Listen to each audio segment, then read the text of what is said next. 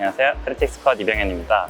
이곳은 시네마테크 코파라는 곳으로 한국영상자료원에서 운영하고 있는 영화관입니다. 시네마테크라는 곳은 프랑스어로 영화 보관소를 뜻하는데요. 고전 영화를 비롯해서 미개봉작 혹은 현재 상영 중이지 않은 작품들을 이제 상영해주는 그런 장소라고 보시면 되겠습니다. 영화를 또 수집, 발굴, 또 복원해서 개봉을 하는 그런 자료원으로서의 역할도 겸하고 있는데요.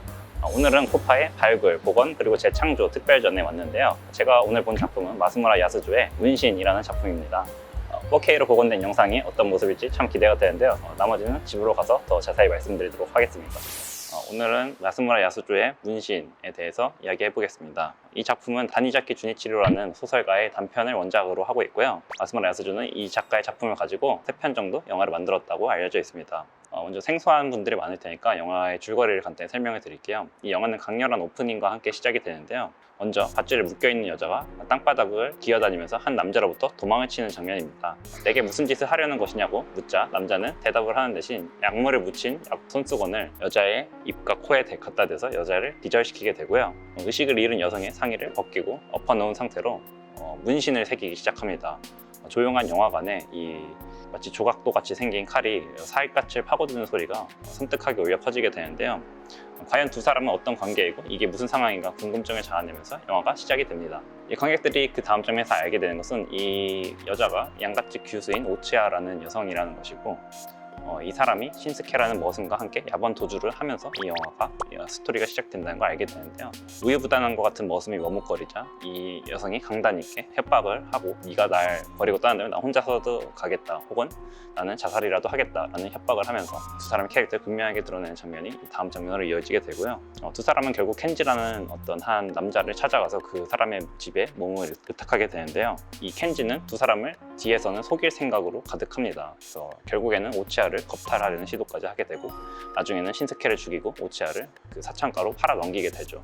그러나 신스케는 운 좋게 살아나가지고 나중에 다시 오치아와 재회하게 되고요. 오치아는 그 문신사가 자신의 몸에 거미 문신을 새겼다는 사실을 발견을 하게 됩니다. 그 뒤로 이어지는 것은 다시 만난 두 사람이 오치아의 주도적인 어떤 계획 하에 자신들을 이렇게 나락으로 떨어뜨린 남자들에게 복수를 하는 이야기가 이어지게 되는데요. 이 와중에 살인을 저질러서 괴로워하는 신스케를 오치아는 계속해서 협박을 하게 됩니다. 과연 거미의 저주인 것인지 궁금해지는 이런 대목이라고 할 수 있겠는데요. 마치 거미가 날파리나 파리를 잡아먹는 것이 죄가 아니듯이 오치아가 남자들을 협박하고 죽이는 것은 범죄라기보다는 자연스러운 포식에 가깝게 묘사가 되고 있습니다. 마스무라 야스조 감독은 사후에 제대로 평가받다 지금은 거장의 자리에 오른 그런 감독인데요. 그런데 이 감독의 작품들 중에서도 문신은 마스무라 야스조의 최고 걸작이라고 소개문에 써 있더라고요. 저는 영화 스토리도 나름대로 흥미로웠지만 그보다는 영화를 보는 내내 촬영 방식에 더 집중해서 보게 됐는데요. 영화는 거의 모든 장면의 구성이 정경, 중경, 후경으로 나뉘어 있는 심도 화면으로 구성이 되어 있었습니다. 일단 이 영화에만 한정지어서 말해볼 때 이러한 심도 화면 구성 방식은 내용과도 정확히 일치하는 형식으로서 매력적으로 기능하고 있다는 생각이 듭니다.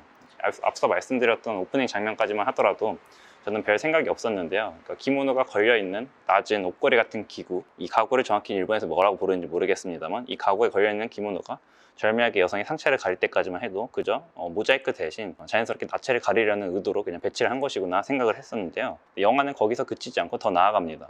여성이 건물 중정을 거닐 때라든가 혹은 남자가 함정에 속아 넘어가서 만취한 상태로 물가를 걸어갈 때라든가 이런 굳이 배치해서 무언가를 가릴 필요가 없는 장면에서도 인물을 그대로 튀는 대신 이 영화는 항상 앞에 나뭇가지를 배치하고 있어요. 그들이 즉 정경이 아닌 중경에 배치하도록 화면을 구성하고 있다는 것인데요.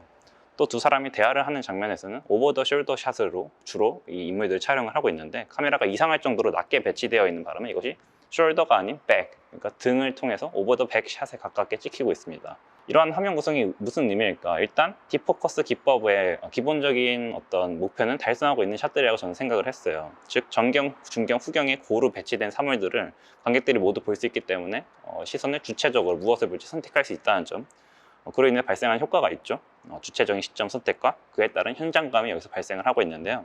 저는 화면이 이렇게 풍부한 구성을 가지고 있다는 것만으로도 만족을 했지만 이것이 존 포드의 디포커스처럼 눈치채지 못하도록 교묘하게 배치된 샷이라기보다는 어떤 의도적으로 과장되어서 관객이 눈치챌 수밖에 없도록 구성이 되어 있기 때문에 뒤에 숨겨진 어떤 의도가 있는 것이 아닌가 영화를 보면서 고민을 하기 시작을 했습니다. 제가 첫 번째로 떠올린 이유는 이 영화의 스토리와의 일치성인데요. 이 영화에는 훔쳐보기 혹은 엿보기 모티프가 곳곳에 배치되어 있습니다. 문신사 세이키치부터가 자신이 문신을 새긴 모치아를 계속해서 몰래 지켜보다가 엔딩 장면에 마침내 나아가서 개입을 하게 되는 이런 스토리를 가지고 있고요. 오치아나 신스케 역시 스토리상에서 몇 번이나 창문이나 문틈 너머로 누군가를 지켜보는 장면이 여러 번 나옵니다. 즉 문신은 관객 또한 이들과 비슷한 감정을 느낄 수 있도록 강박적으로 전경에 무언가를 배치하고 있는 것이 아닌가 라는 생각을 하게 됐고요. 전경에 위치한 나뭇가지 너머로 인물들을 지켜보고 있기 때문에 마치 숲을 속에 숨어서 이들을 보는 듯한 느낌을 전달하고 있다는 거죠. 더불어 이 영화에서 가장 중요한 것이 이 하나의 괴물처럼 묘사가 되고 있는 이 거미 문신이라는 것을 둘러싼 이야기로 이 영화가 구성이 되어 있는데요. 이 거미는 포식자죠. 그것도 그냥 포식자가 아니라 자신의 집을 짓고 그 안에서 먹잇감이 들어오게 기다리고 있는 포식자입니다. 제가 앞서 농담처럼 오버 더 백샷이라고 표현을 한 이 오버 더 숄더 샷들, 이 기묘한 샷들은 일반적인 오버 더 숄더 샷과는 다른 느낌을 관객들에게 전달을 해주고 있어요. 어깨 너머로 누군가를 넘어다보는 것이 아니라 몸을 잔뜩 움츠린 상태에서 이렇게 내다보는 듯한 느낌을 전해주고 있는 거죠.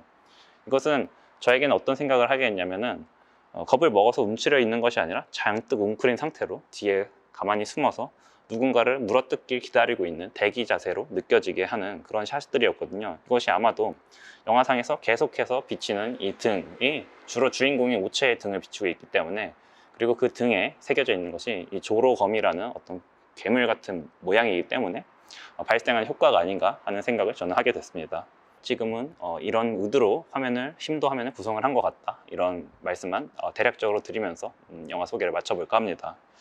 박진감 넘치는 스토리와 또 딱 맞아떨어지는 화면 구성, 이 원숙한 화면 구성이 아름다운 영화 이 마스무라 야스주의 대표작인 문신은 안타깝게도 지금 한국에서 이 작품을 합법적으로 구할 수 있는 경로는 없습니다. 저는 새롭게 이 작품이 4K로 복원이 된 만큼 더 많은 이들이 이 작품을 볼 수 있도록 누군가 정식으로 수입해 줬으면 하는 마음에서 이렇게 자세하게 소개를 드리게 되었고요. 이제 영상 자료의 시네마테크 코파 같은 그런 상영관들이 하는 역할이 이런 건 것 같아요. 이런 좋은 영화들을 우리가 좋은 상영관에서 볼 수 있는 기회가 많이 없는데, 시네마테크 같은 곳에서 이런 것들을 볼 수 있는 기회가 생긴다는 점에서 저는 이 역할이 얼마나 중요한 것인가 또 말씀을 드리고 싶고, 여러분들도 추후에 이 영화를 볼 기회가 생기면 반드시 한번 보시길 추천을 드립니다. 네, 저는 이상 크리틱스 컷 유병현이었습니다.